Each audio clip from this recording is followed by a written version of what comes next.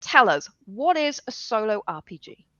A solo RPG is a role playing game that you play by yourself. It can take so many different forms. For people who are familiar with like Apothecaria or Ironsworn or Thousand Year Old Vampire, these are journaling RPGs. So you're writing the story as you play. But then you get other ones like My Delve, which is a drawing RPG that you play by yourself. There's other ones where you are creating maps, you're creating like physical artifacts. It takes on so many different forms. I've seen one where you start with a deck of cards, and in order to summon demons, you Yep. wreck. It's called wreck the deck. I've seen some with Jenga as well. Is that right? Yes, I actually want to try and use Jenga for something, but like the main kind of big one that I know of is the Wretched, and that put forward the Wretched and Alone, like where loads of people started making their own versions. It's so tense. It's wonderful. The Jenga Tower adds so much to the tension of those games. It's just you and a book or a Mhm. digital book, and it guides you through a story and gives you that kind of freedom that an RPG has.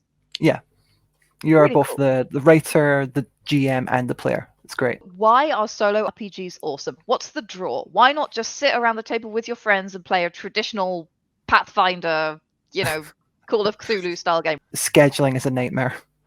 How like we just finished our big multiplayer campaign in November, and we haven't been able to sit down for another session since. I know I've got friends who haven't been able to sit down for years because they can't get people to organize.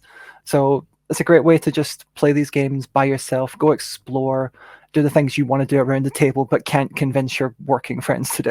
I've And seen. because there's a incredible kind of emotional aspect to it, like you can explore things that are on the edge of what you're comfortable with in a safe environment, and also that maybe you're embarrassed to bring up with other people. Yeah, I've seen a lot of solo RPGs that are deeply emotional. A lot of them about self-discovery, about very personal Hmm. journeys. Having that privacy around it is kind of wonderful too, Yeah. right? I guess the other thing that solo RPGs are great for is if you travel a lot, because they're very travel friendly, most of Oh, them. yeah, Like I most of can, them. Like I've got Ironsworn beside me, and I don't know if I travel with that. so, Ironsworn Starforged, like that's a bit big.